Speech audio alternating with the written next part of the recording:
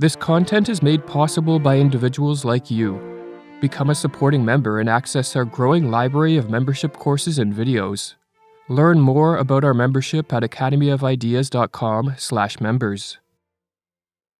Authoritarianism in religion and science, let alone politics, is becoming increasingly accepted, not particularly because so many people explicitly believe in it, but because they feel themselves individually powerless and anxious. So what else can one do except follow the mass political leader, or follow the authority of customs, public opinion, and social expectations? The American psychologist Rollo May wrote these words in 1953, and in the decades that followed, the West tiptoed into tyranny. A mass surveillance state was established. Free speech gave way to increasing levels of censorship. Statist bureaucracy and stifling regulations invaded ever more areas of life, and tax rates reached levels that in the past would have caused a revolution. However, in recent years, this tiptoe into tyranny has turned into a sprint, as some Western countries are flirting with full-blown totalitarian rule. But the existence of power-hungry and psychologically disturbed politicians who desire total control is not what makes our situation particularly precarious, for such individuals exist in all ages.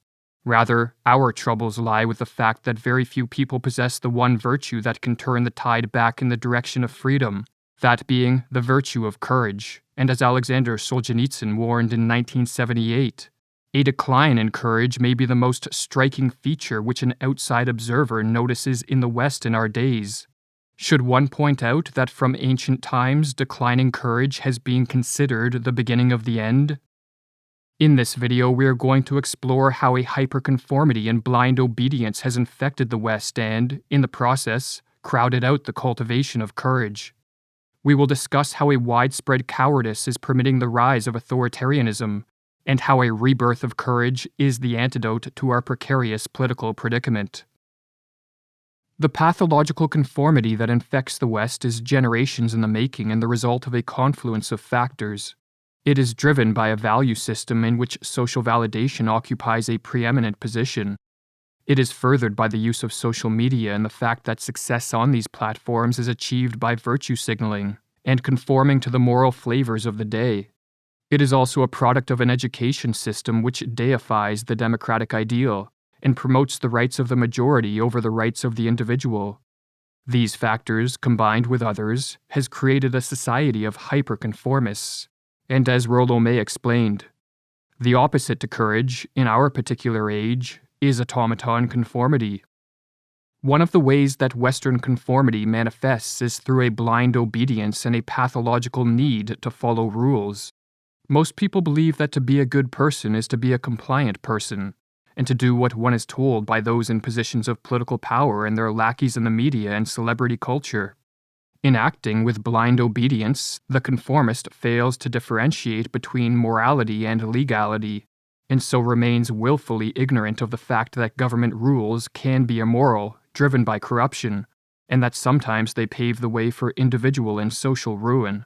Or as Rollo May explains, our particular problem in the present day is an overwhelming tendency toward conformity. In such times, ethics tend more and more to be identified with obedience. One is good to the extent that one obeys the dictates of society.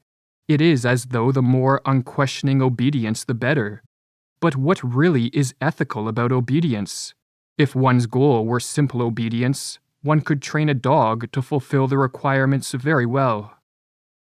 To see other people exercise independent judgment, self-responsibility, and self-reliance disturbs the conformists' belief in the value of obedience and so threatens their sense of self.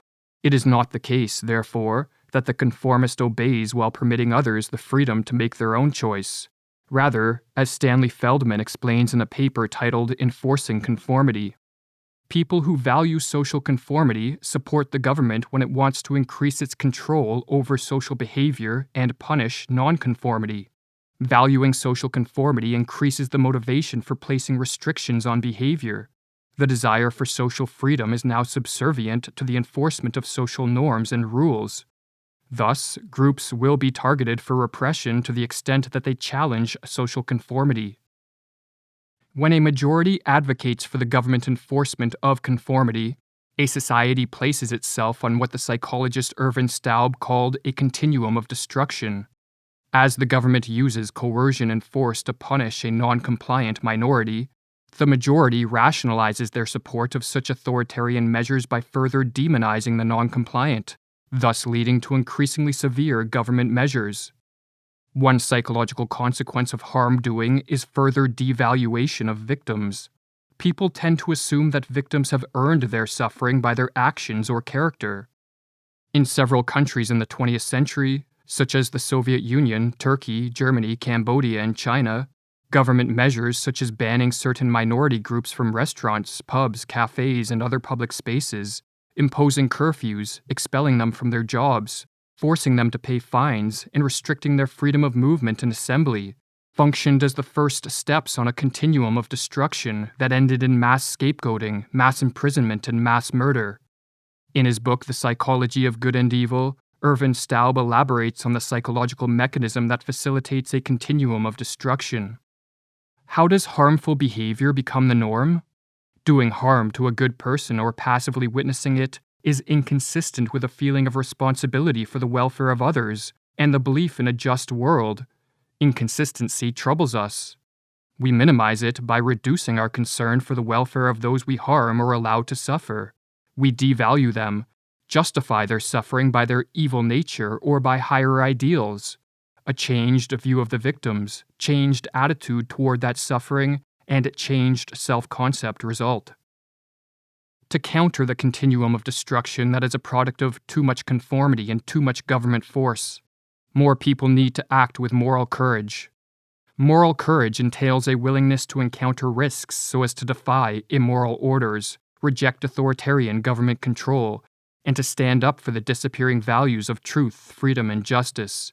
And as Rushworth Kidder explains in his book Moral Courage, where there's no danger, there's no courage. Anyone can endure security and well-being. The real challenges arise in the face of hazard. So it is with moral courage, where danger is endured for the sake of an overarching commitment to conscience, principles, or core values. Some acts of moral courage are accompanied by mild risks, such as being ridiculed, insulted, or ostracized. If, for example, we speak out against a status quo belief in the presence of a group of conformists, or if we refuse to adhere to social practices or mandates that are immoral or idiotic, we may lose friends or attract choice words from the obedient, but this is a small price to pay in exchange for doing what we believe is right, for as Rollo May explains, the hallmark of courage in our age of conformity is the capacity to stand on one's own convictions. However, sometimes acts of moral courage are accompanied by more grave risks, including but not limited to the loss of employment, physical or financial penalties, imprisonment, or in some cases, even death. Of all the agonizing ethical dilemmas facing humanity, writes Rushworth Kidder, few are more wrenching than the choice between what's right for the world and what's right for you and your family.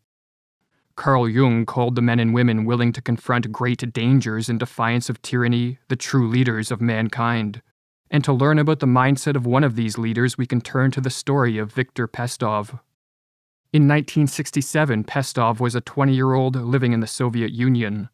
His family was well off by Soviet standards, and his mother was a high-ranking member of the KGB.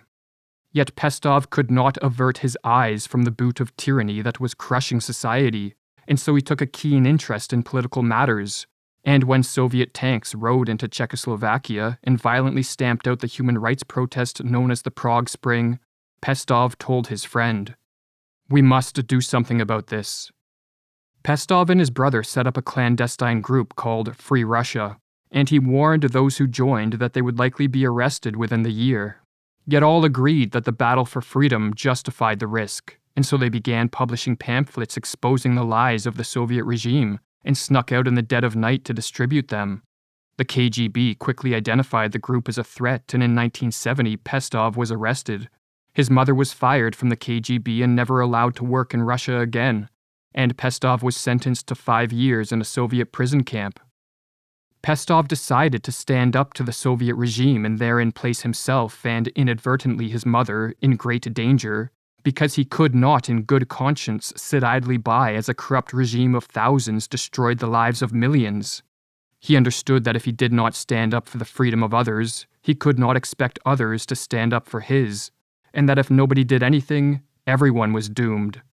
And so, he chose to face danger, to fight for freedom, and to place a portion of the fate of society on his back. He saw himself as fighting against the malevolent idea that someone will think for you, someone will make decisions for you, and as he explained, a person should be the master of his own fate. In a conversation with Rushworth Kidder, Pestov reflected on the grave dangers he voluntarily faced and on the 5 years he spent in prison. "I believe I did the right thing," Pestov concluded. "I wasn't silent. I was saying and doing what I had to do. There was a very small contribution of mine to the fact that the communists were pushed out of power."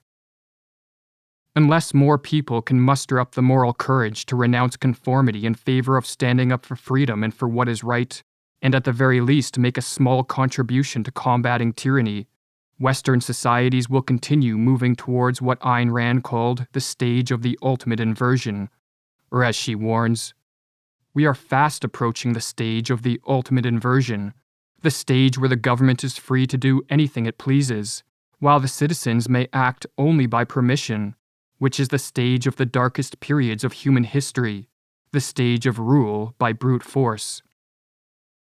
Become a supporting member and access our growing library of membership courses and videos. Learn more about our membership at academyofideas.com/members.